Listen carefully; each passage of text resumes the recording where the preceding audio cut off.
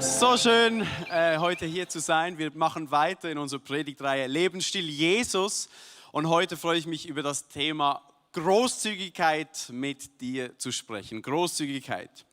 Es gibt wahrscheinlich keine Eigenschaft, die einen Menschen so attraktiv macht, wie wenn sie großzügig ist. Großzügige Menschen sind einfach genial. Und ich glaube, der Grund, warum wir großzügige Menschen gerne haben, ist, weil das etwas vom Charakter Gottes widerspiegelt. Gott ist ein großzügiger Gott. Und ich habe eine gute Nachricht zu Beginn und eine schlechte Nachricht zum Thema Großzügigkeit. Und ich beginne mit der schlechten Nachricht. Die schlechte Nachricht ist, wir kommen als Menschen nicht großzügig auf die Welt. Also Großzügigkeit ist nicht etwas, das dir mit der Muttermilch weitergegeben wird, automatisch. Du bist nicht von Natur aus ein großzügiges Wesen.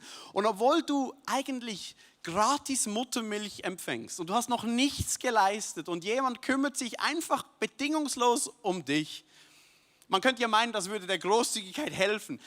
Nein, man muss Kindern beibringen, wie Großzügigkeit funktioniert. Also bei meinen Kindern ist das so, vielleicht ist es bei dir anders. Meinen Kindern, denen musste ich nie beibringen, nie. Ich musste nie meiner Tochter sagen, ey, Timea, bitte behaupte dich auch mal und schau, dass deine Spielsachen, dass du dich behauptest und dass du, sonst hast du zu wenig. Das musste ich ihm nie sagen. Ich musste meinem Sohn nie beibringen, schau, dass du immer genug zu essen hast. Schau, dass du, ich weiß, da ist ein Topf voller Chicken Nuggets und den könntest du nie essen. Aber schau, dass du genug kriegst, weil sonst hast du vielleicht später Hunger und morgen verhungerst du. Schau, dass du mindestens ein Chicken Nuggets immer mehr hast als dein Bruder. Musste ich ihm nie beibringen, kam automatisch, oder? Ist irgendwie in unserer DNA als Menschen drin. Was wir ihnen beibringen müssen und mussten ist, es gibt auch einen anderen Weg, man kann auch großzügig sein. Teilen ist etwas Schönes. Teile deine Spielsachen und so weiter. Das ist das, was wir ihnen beibringen müssen. Und das führt mich zur guten Nachricht heute. Großzügigkeit kann man lernen. Großzügigkeit kann man wirklich lernen. Und wir haben es schon jetzt zum x-ten Mal gesagt, während wir diese geistlichen Praktiken angeschaut haben in den letzten Wochen. Wie lernt man so eine Praktik? Indem man es übt. Genau.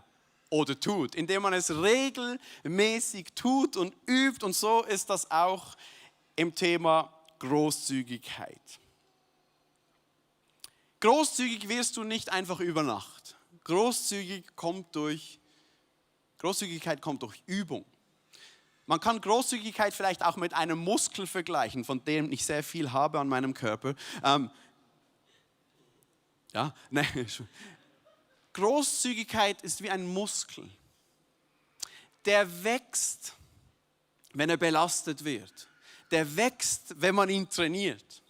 So ist es auch mit der Großzügigkeit. Jesus hat gesagt, und wir lesen in Apostelgeschichte 20, Vers 35, er hat ja selbst gesagt, also Jesus, geben ist seliger als nehmen.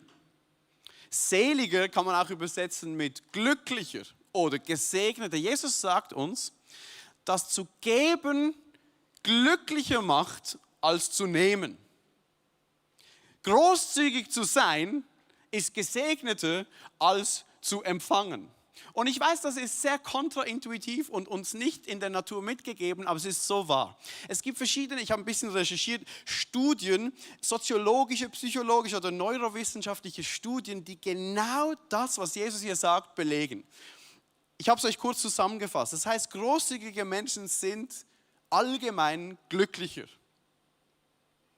Großzügige Menschen sind auch gesünder, haben ein geringeres Maß an Depression und Angst, sind stärker an persönlichem Wachstum interessiert, haben bessere Beziehungen, haben eine höhere Lebenserwartung und sie lachen mehr. Das ist doch fantastisch. Warum wollen wir nicht großzügig sein? Diese ganzen Studien belegen, Großzügigkeit hat direkt mit deinem Glücksgefühl zu tun. wie es dir geht, hängt irgendwie zusammen, inwiefern du großzügig bist. Jesus hatte wirklich recht großzügig zu sein. Zu geben ist seliger als nehmen. Und ich möchte dich zu Beginn heute Morgen fragen, auch online, wenn du zuschaust, wie schaut es aus mit deiner Großzügigkeit? So auf einer Skala von 1 bis 10, wie fit würdest du deinen Großzügigkeitsmuskel beschreiben? Wie gerne gibst du weg an andere?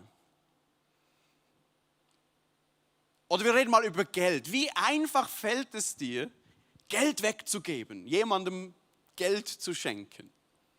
Ist das ein Thema, bei dem du Freiheit verspürst und Freude in dir hochkommt? Oder ist das so etwas, kommt eher so ein ungutes Gefühl, so Angst? Was habe ich dann noch genug? Reicht es dann noch für mich? Was kommen für Gefühle in dir hoch? Und ich möchte mit euch heute einen Text von Jesus lesen, in dem er über Geld redet. Und jetzt einfach, dass ihr mich nicht falsch versteht, Großzügigkeit hat mehr als nur mit Geld zu tun. Großzügigkeit, da geht es auch um unsere Haltung, um unsere Worte, um unsere Zeit, wie geduldig wir sind, ob wir leicht vergeben können, ob wir in unserer Toleranz gut sind, um Meinungen zu tolerieren, die uns vielleicht nicht entsprechen. Das hat viel damit zu tun, aber Großzügigkeit hat sehr wohl auch mit Geld zu tun, weil unser Umgang mit Geld ist ein Spiegel unseres Großzügigkeitsmuskels, okay? Und ich glaube, das ist einer der Gründe, warum Jesus so oft über Geld gesprochen hat, weil es hier um unsere Großzügigkeit geht, um unser Herz dahinter. Und jetzt noch eine letzte Vorbemerkung, bevor wir diesen Text gemeinsam lesen. Vielleicht bist du heute eingeladen worden in diese Kirche und du hörst, oh, jetzt geht es um Geld. Oh, Geld. Die Kirche will nur mein Geld. Am Schluss gibt es einen Spendenaufruf und so weiter und dann muss ich mein Geld geben. Einfach, dass du es weißt. Gott hat kein Interesse an deinem Geld. Gott interessiert sich nicht für dein Geld. Er hat genug, vertrau mir. Gott hat dein Geld nicht nötig. Gott interessiert sich nicht für dein Geld. Gott interessiert sich für dein Herz. Und einer dieser Sätze, die Jesus dann gleich in diesem Text gesagt hat, ist, dass dort, wo unser Schatz ist, auch unser Herz hängt. Unser Geld widerspiegelt unsere Prioritäten. Das, was uns wichtig ist. Unsere Wünsche, unser Geld, unser Umgang damit ist ein Spiegelbild unseres Herzens. Und deswegen interessiert sich Gott um den Umgang unseres Geldes, weil es um ihm und sein Herz geht. Amen. Wir lesen gemeinsam Matthäus 6, Vers 19 und folgende Verse. Dort sagt Jesus, sammelt euch nicht Schätze auf Erden, wo Motte und Rost sie zerfressen, wo Diebe einbrechen und sie stehlen. Sammelt euch vielmehr Schätze im Himmel, wo weder Motte noch Rost sie zerfressen, wo keine Diebe einbrechen und stehlen. Denn wo dein Schatz ist, da ist auch dein Herz. Jesus sagt uns Menschen, die wir so gerne sammeln, oder? Jesus sagt uns Menschen, die so gerne schauen, dass es genug hat für uns selbst. Jesus sagt uns Menschen, sammel dir nicht Schätze an, die vergänglich sind. Sammel die Schätze an, die unvergänglich Bestand haben. Und es ist interessant, Jesus sagt nicht, das Sammeln ist falsch. Ansammeln ist nicht falsch. Die Frage ist, wo? Entweder sammeln wir an für irdische Güter, Dinge, die vergehen, oder für himmlische Dinge, die nicht vergehen. Jesus sagt uns, passt auf, nackt bist du auf die Welt gekommen, ohne nichts. Und du gehst sehr wahrscheinlich auch wieder ohne nichts ins Grab. Du kannst nichts mitnehmen. Also was heißt es denn, dass wir für himmlische Dinge sammeln sollen? Was sind denn das für Güter? Und für einen Juden damals bedeutete der Himmel, ist für uns schwierig zu verstehen, nicht der Ort, wo wir hingehen, wenn wir sterben, sondern der Ort, wo Gott ist und wo sein Wille jetzt auf Erden bereits geschieht. Also der Himmel ist eigentlich Gottes Reich. Und Jesus sagt uns, investiere in Gottes Reich, weil das wird ewig Bestand haben. Investiere in seine Absichten, das ist ewig. Und dann sagt er eben diesen berühmten Satz: Wo dein Schatz ist, da ist auch dein Herz. Und ich liebe diesen Satz, der ist so tiefgründig, weil dieser Satz funktioniert in zwei Richtungen. Dort, wo dein Schatz ist, dein Geld ist, dort zeigt sich, wie dein Herz Dinge priorisiert. Also, du kannst mir sagen, was dir wichtig ist, aber ich sage dir, zeig mir deine Ausgaben und ich werde dir sagen, was dir wichtig ist. Zeig mir dein Budget, zeig mir dein Auszug, Bankauszug, zeig mir deine Ausgaben und ich sage dir, wo ist dein Herz? Deine Finanzen sind ein Spiegelbild deines Herzens. Auf der anderen Seite funktioniert es aber auch in die andere Richtung. Unser Herz folgt unserem Schatz. Dort, wo wir unseren Schatz platzieren, wird auch unser Herz dran hängen. Ich habe das selbst persönlich ganz intensiv erlebt. Wir waren als Familie, also wir hatten noch keine Kinder, im 2018 in Südafrika, meine Frau und ich. 4 Wochen haben wir meinen Schwager und seine Frau besucht, der ist dort Pastor, war dort Pastor, sie ist in Deutschland. Und wir haben die besucht und dort in dieser Gemeinde gab es eine Jugendgruppe, die sehr interessiert waren und begeistert waren von Bitcoin. Wer weiß, was Bitcoin sind? Das ist diese Cryptocurrency, genau. Und die haben mir das dann erklärt, wie das funktioniert. Für mich war das alles Neuland. Und ein Bitcoin hatte damals einen Wert von 9.000 Franken, 2018. Und die waren begeistert vom System. Die haben mir gesagt, ey, du musst hier investieren, das ist eine langfristige, sichere Anlage. Und irgendwie bin ich dann aufgesprungen auf diesen Zug. Meine Frau gesagt, hey, was wäre, wenn wir jetzt ein bisschen investieren würden und so? Hey, dann würden wir einfach Geld verdienen, ohne was zu arbeiten und so weiter, oder? Und dann habe ich mich entschieden, habe meine Frau überzeugt, dass wir 5.000 Franken investieren in Bitcoin. 5.000 Franken. Du musst verstehen, ich war damals noch Student teilweise. Also ich war nicht sehr reich, ich bin auch jetzt nicht sehr reich, aber ich habe 5.000 Franken investiert in Bitcoin. Ich war zurück in der Schweiz, habe dann das gemacht, habe mich informiert, du musst dann Geld überweisen und dann, du musst verstehen, Bitcoin, das kannst du ja nicht anfassen, oder? Das ist irgendwo auf einem digitalen Wallet gespeichert und das, was du bekommst, schlussendlich physisch, ist ein 64-stelliger Code mit Buchstaben und Zeichen. Und sie empfehlen dir, schreib dir diesen Code auf. Schreib dir das auf und lege es irgendwo sicher ab, weil wenn jemand diesen Code findet oder wenn dein Computer abstürzt und du diesen Code noch hast du deine Bitcoins noch. Aber wenn jemand deinen Code findet, dann sind deine Bitcoins weg, oder? Und dann habe ich mir diesen Code abgeschrieben. 64 Zeichen. Und habe mir überlegt, wow, dieses Ding hat 5.000 Franken wert. Wo lege ich das hin? Und dann habe ich mich entschieden, komm, ich gehe in das Bücherregal und nehme meine ganz alte Studien-Elberfelder Bibel, die hat so ein Lederband mit Reißverschluss. Ich habe gesagt, die lese ich nicht mehr so viel, ich lese eine andere und ich mache sie dort rein und habe ich Hesekiel irgendwie aufgeschaut, eine Stelle, die man nie liest, oder? Einfach da reingemacht, der Reißverschluss und habe das wieder ins Bücherregal ganz unten rein. Und ich war so nervös, weil ich gedacht habe, was ist, wenn ich irgendwie vergesse, wo ich das Ding hingetan habe? Meine Frau gesagt, Marisa, wenn ich sterbe, dort in der Bibel, bei Hesekiel 34 ungefähr, ist ein langer Code. Nicht wegwerfen. Wichtig, Geld, wertvoll. Oder? Und ich habe das dort deponiert und dann den Kurs beobachtet von Bitcoin. Und dieser Kurs war so volatil und ist immer noch. Das ging hoch und runter, hoch und runter. Und in den nächsten Tagen und Wochen sank der Kurs von 9.000 Franken runter auf 4.500. Innerhalb von 2-3 Wochen. Und ich war so entsetzt, ich war so nervös. Ich dachte, Gott, was habe ich getan? In ein paar Wochen wurde mein Geld halbiert. ist einfach runter und ich habe YouTube-Videos geschaut und habe mich versucht zu informieren. Und da gibt es Experten, die sagen, jetzt kommt der Bullish oder jetzt geht es wieder hoch. Und ich war so nervös und ich habe gedacht, das macht mich fertig. Jeden Tag, jeden Morgen habe ich mein Handy gezückt, geschaut, was ist der Kurs, oder? Und ich habe gemerkt, ich bin überhaupt nicht mehr frei. Mein Herz hängt daran. Mein Herz hängt daran. Und ich habe Gott versprochen, Gott, hab Gnade mit mir.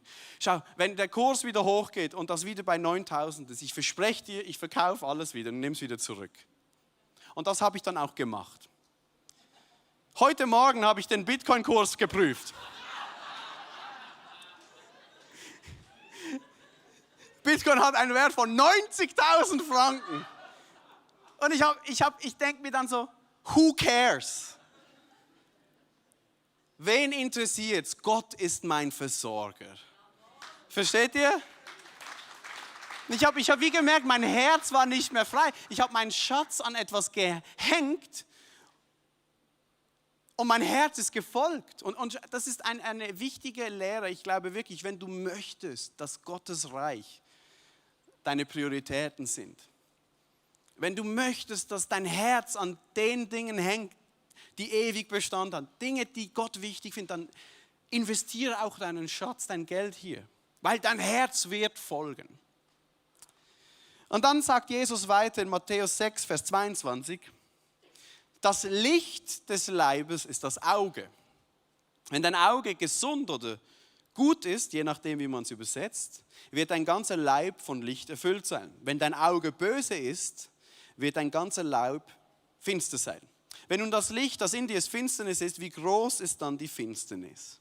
Und du fragst dich jetzt, warum redet Jesus jetzt über Augen und über Licht und Finsternis im Zusammenhang mit Geld? Wir müssen verstehen, damals war das eine Redewendung, ob dein Auge gesund oder krank ist, gut oder böse ist, eine Redewendung für zwei verschiedene Perspektiven, wie du auf Besitz und dein Geld und deine Ressourcen und überhaupt auf die Welt und das Leben schauen kannst. Auf der einen Seite, das gesunde Auge ist eine Perspektive des Überflusses. Du gehst durch die Welt und du hast die Sichtweise, dass hier mehr als genug ist. Du gehst davon aus, Gott ist mein Versorger. Schlussendlich versorge nicht ich mich und meine Familie, sondern Gott. Gott ist mein Vater, ich bin sein Kind und er ist ein großzügiger Gott, der im Überfluss schenkt. Und in dieser Perspektive gehst du davon aus, dass Gott dich beschenkt mit Dingen, damit du damit verantwortungsvoll umgehst. In dieser Perspektive bist du nicht der Besitzer deines Geldes, sondern lediglich ein Verwalter. Du verwaltest, du nimmst das, was Gott dir gegeben hat und du verwaltest es großzügig und hier ist Dankbarkeit und Großzügigkeit Teil dieser Sichtweise. Oder aber du hast eine Perspektive des Mangels, das ist das kranke Auge. Du betrachtest die Welt und überall ist Mangel. Es hat immer zu wenig. Und Gott kümmert sich auch nicht um dich. Gott ist nicht ein Vater, der dich versprochen hat, sich um dich zu kümmern, dich zu versorgen. Nein, du musst für dich selber schauen. Und die Ressourcen sind auch limitiert. Das heißt, du musst dich behaupten. Du musst schauen, dass es für dich reicht. Und dann bist du im Zentrum, du bist geprägt von Angst, von Knappheit. Und hier kommt Geiz und Gier ins Spiel. Das ist das kranke Auge. Die Frage ist, wie siehst du die Welt? Mit welcher Perspektive betrachtest du deine Ressourcen? Hast du ein gesundes Auge oder ein krankes Auge? Und dann sagt Jesus weiter in Vers 24, niemand kann zwei Herren dienen, denn entweder wird er diesen hassen und jenen lieben, oder er wird sich an jenen halten und diesen verachten. Ihr könnt nicht Gott und dem Mammon dienen. Einige Theologen sagen, dass Mammon, das ist ein aramäischer Begriff, dass das ein syrischer Gott war für Geld und Besitz. Und wenn ich betrachte, wie viel Macht Geld in unserer Welt hat, wie die Liebe zum Geld die Welt regiert, und für so viel Armut und Leid verantwortlich ist, dann finde ich diesen Vergleich, den Jesus hier anstellt, zwischen Gott und Geld nicht sehr weit hergeholt. Und es ist spannend, Jesus sagt nicht, passt auf, liebe Christen, dass ihr nicht Gott dient und dem Geld. Passt auf, ihr solltet das nicht tun, beiden zu dienen. Er sagt, es ist unmöglich. Es ist gar nicht möglich. Entweder du dienst Gott oder du dienst dem Geld. Entweder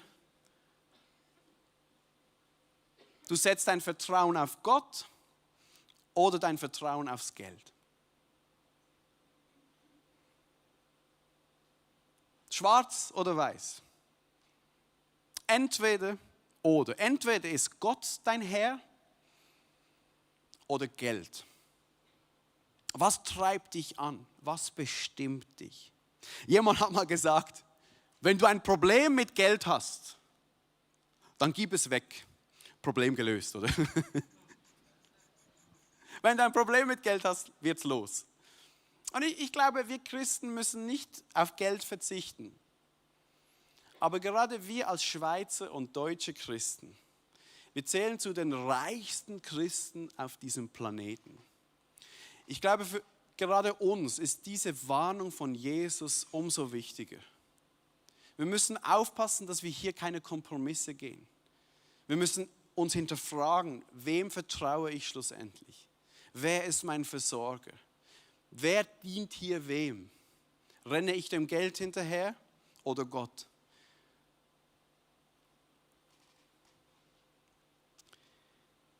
Die Frage ist, wie finden wir Freiheit? Wie stellen wir sicher, dass Gott unser Gott ist und nicht das Geld? Und die Antwort ist, indem wir Großzügigkeit üben. Wir üben sie. Großzügigkeit ist nicht eine einmalige Geschichte. Ja, vor 5 Jahren war ich mal über die Maßen großzügig. Dieses Thema ist für mich jetzt erledigt. Großzügigkeit ist ein Lebensstil. Etwas, das wir Teil werden lassen von unserem Lebensrhythmus, weil wir wissen, Gott ist ein großzügiger Gott. Und ich bin hier, um ihn zu vertreten. Ich bin ein Ebenbild Gottes. Ich spiegle das in diese Welt rein, diese unglaubliche Großzügigkeit. Wir müssen das üben, weil es kommt uns nicht natürlich. Wir müssen es üben. Wir machen das als Familie so, oder seit ich Geld verdiene, und ich weiß noch, damals habe ich in einem Café gearbeitet, ich habe nicht viel Geld verdient, 40% in einem Café gearbeitet, und ich habe mich dort entschieden, dass ich den 10. Teil meines Lohnes ins Haus Gottes gebe. Den 10. Teil. Und für mich hat das noch gar nichts mit Großzügigkeit zu tun, sondern mit Gehorsam, weil Gott gesagt hat, der 10. Teil gehört ins Haus Gottes. Diese 10% sind nicht mir, die gebe ich wieder zurück. Seit ich Geld verdiene, mache ich das so. Wir machen das als Familie so, wir haben das als Prinzip in unserem Leben etabliert und ich kann dir sagen, ich habe es noch nie bereut. Noch nie. Weil das ist für mich auch irgendwie ein Statement. Wenn ich am Anfang des Monats die 10% wieder Gott gebe in sein Reich, in sein Haus, ist es ein Statement, dass ich nicht der Besitzer bin meines Geldes, sondern lediglich ein Verwalter. Es ist ein Statement, dass ich und mein Haus, wir dienen Gott und nicht dem Mammon. Es ist ein Statement, dass ich sage, ich bin nicht mein eigener Versorger, sondern Gott ist mein Versorger. Es ist das hilft uns als Familie, die Prioritäten richtig zu setzen. Wir haben uns entschieden zu sagen, Gott verdient nicht unsere Reste, sondern das Beste. Das ist ein geistliches Statement für uns geworden, Gott als Versorger zu proklamieren und an dem festzuhalten. Und dann lassen wir uns immer wieder im Thema Großzügigkeit herausfordern. Wie gesagt, für mich ist dieser Teil hat nichts mit Großzügigkeit zu tun. Die beginnt dann, nach dem. Und wir lassen uns immer wieder herausfordern und da geht meine Frau wirklich voran und das fordert mich sehr heraus. Meine Frau hat immer wieder Impulse und Ideen. Ja, da hat sie wieder eine Idee und sagt, komm, wir geben diese Person das und das. Ich hatte diesen Betrag auf dem Herzen. Oder komm, wir spenden diesen Betrag an diese Hilfsorganisation, die brauchen das, da ist jetzt eine Krise. Und jedes Mal denke ich mir,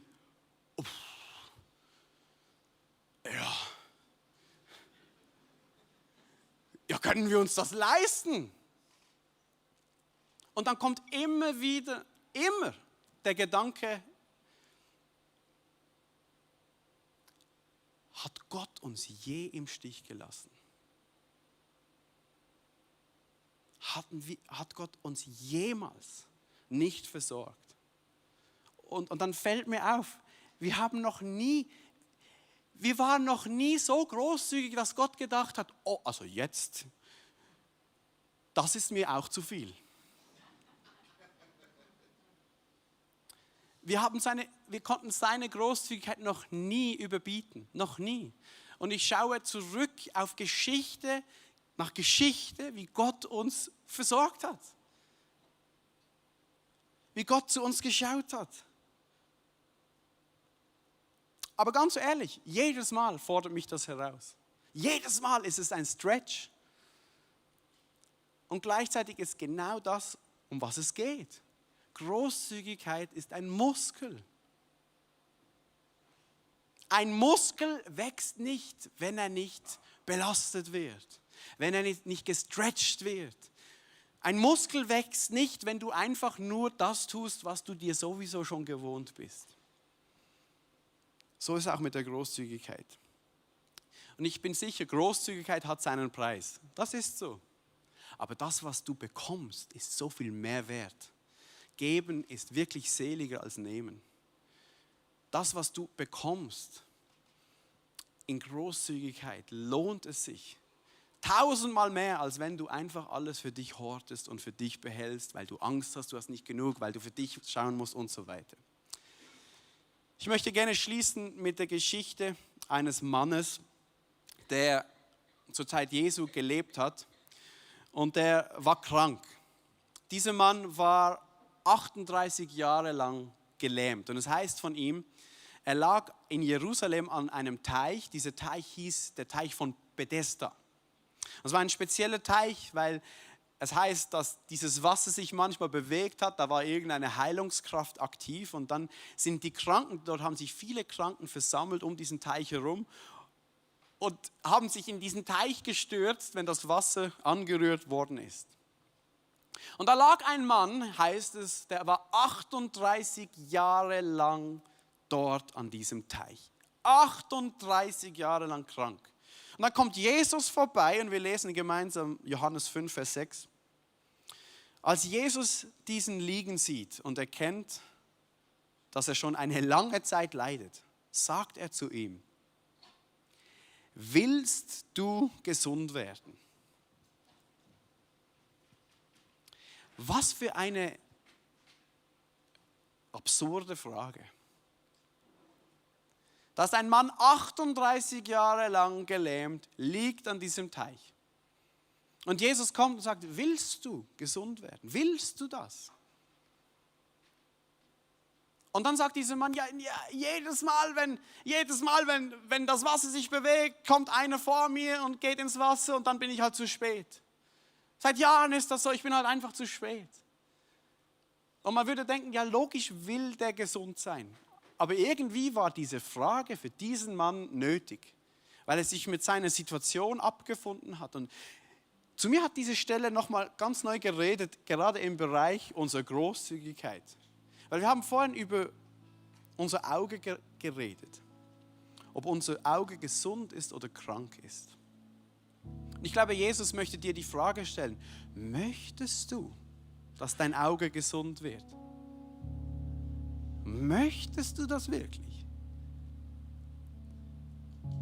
Möchtest du wirklich in deiner Großzügigkeit wachsen oder hast du dich vielleicht schon seit 38 Jahren damit abgefunden, wie es ist? Willst du das? Das ist eine entscheidende Frage in diesem Thema. Möchtest du das?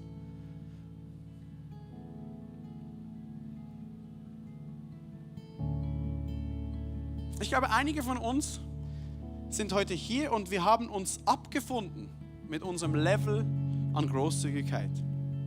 Ja, das Thema habe ich erledigt. Vielleicht seit 38 Jahren gleich. Aber wann war das letzte Mal ein Moment, bei dem du so großzügig gewesen bist, dass es ein Stretch für dich war? Also ich meine so, ein Moment, wo du deinen Mut zusammennehmen musstest. Wann war das letzte Mal ein Moment, wo du gesagt hast, okay Gott, ich mache das jetzt und ich vertraue, dass du unser Versorger bist. Ich glaube, einige von uns haben Ausreden. Wie dieser Mann an diesem Teich. Ja, da kommt immer einer dazwischen, geht immer einer vor mir. Und wir sagen Dinge wie, ja, ich kann nicht großzügig sein, weil ich nicht viel habe. Wenn du meinen Kontostand sehen würdest, dann weißt du, ich kann nicht großzügig sein. Ich sage dir einfach eins, Großzügigkeit hat aber jetzt wirklich gar nichts mit der Menge Geld auf deinem Konto zu tun. Gar nichts. Großzügigkeit hat nichts damit zu tun, wie viel du hast. Nichts. Sondern es hat mit deinem Herzen zu tun. Mit deiner Sichtweise. Mit deinem Vertrauen. Vielleicht sagst du, ja, ich wollte großzügig sein, aber da kommt immer eine Rechnung rein. Da kommt immer eine Rechnung. Da kommen die Ferien, das muss ich auch, da kommt das, dann will mein Kind ein iPhone, dann kommt halt wieder was dazwischen, oder? Und ja, es kommt halt immer jemand irgendwie dazwischen. Ich möchte schon, aber ja, es geht halt nicht. Ich sag dir einfach, wie es ist jetzt. Großzügigkeit machst du am besten am Anfang des Monats. Weil dann kannst du noch entscheiden. Nicht erst, wenn alles schon geschehen ist und dann passiert das und jenes. Ich glaube wirklich, Großzügigkeit ist etwas, das wir priorisieren müssen. Und nicht einfach am Schluss schauen, was bleibt noch übrig. Und ich möchte dich herausfordern heute, und ich glaube, ich habe es schon getan, aber ich möchte es noch mehr machen. Ich möchte dich herausfordern, einen neuen Schritt in diesem Bereich zu gehen, dich nochmal neu herausfordern zu lassen. Vielleicht ist es kein großer Schritt. Wir sagen das auch immer wieder in dieser Serie. Mach lieber kleine Schritte, die realistisch sind, die dir entsprechen, als ein Riesenschritt und dann gehst du unter und bist enttäuscht. Wie auch immer. Du darfst ja selbst entscheiden, was dein nächster Schritt ist. Aber ich möchte dich herausfordern, ob du vielleicht schon 38 Jahre lang mit Jesus unterwegs bist. Oder ganz neu, nochmal was zu wagen mit Jesus. Vielleicht, dass du das einplanst, deine Großzügigkeit einplanst und nicht dem Zufall überlässt. Dass du vielleicht eine Überweisung einrichtest, eine regelmäßig. Vielleicht beginnst du mal mit dem 10. als guter Start, als Statement. Ich und mein Haus, wir dienen nicht Mammon. Wir sind nicht unser eigener Versorger. Gott ist unser Versorger. Vielleicht ist das dein nächster Schritt. Vielleicht ist in ein paar Wochen werden wir wieder unsere Reach-Kampagne miteinander anschauen. Wir haben verschiedene geniale Projekte. Vielleicht ist das ein Moment, bei dem du dich wieder neu herausfordern lassen darfst, auch als Familie, vielleicht mit deinen Kindern. Wir leben in einer Zeit, das ist alles bargeldlos. Wir überweisen und unsere Kinder bekommen nicht wirklich mit, wie gehen wir mit Geld. Und vielleicht sammelt ihr über diese Zeit als Familie Bargeld in eine Kasse und sagt, okay, auf was verzichten wir, damit Gottes Reich weiter sich ausbreiten darf. Großzügigkeit ist ein Muskel. Was ist dein nächster Schritt? Und ich glaube aber, Jesus fragt dich, willst du das? Willst du gesund sein? Willst du, dass dein Auge geheilt wird? Willst du das? Wenn ja, dann wird er dir helfen, dann heilt er dein Auge und wird dich aber auch herausfordern. Ich möchte gerne beten mit dir und mit uns und beten, dass Gott zu uns spricht jetzt in den nächsten Momenten und Tagen und Wochen. Wie kann Gott uns herausfordern? Was spricht Gott, okay? Vater im Himmel, wir danken dir für diesen Morgen. Wir danken dir für dein Wort, Jesus, für die Kraft deines Wortes. Und wir bitten dich jetzt, dass dein Wort nicht leer zurückgeht und dass du sprichst und dass du uns herausforderst. Und Jesus, wir sagen dir ganz bewusst, ich möchte geheilt werden. Meine Augen sollen rein werden. Ich möchte geheilt werden. Ich möchte diese Perspektive haben, die du über diese Welt hast, Jesus. Heile mein Auge. Schenk mir deine Perspektive. Sprich zu mir. Ich und mein Haus, wir dienen dir, Gott allein. Du bist unser Versorger. Du bist unser Gott.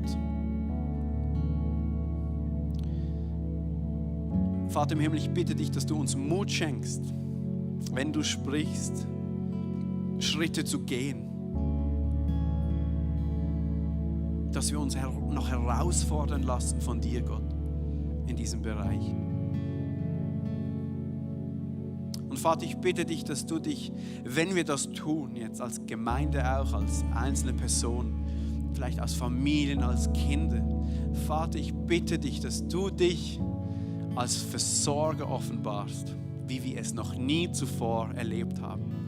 Dass du Türen aufmachst, dass du dein Segen über uns ausschüttest, dass wir überrascht sein werden, wie gut und großzügig du bist.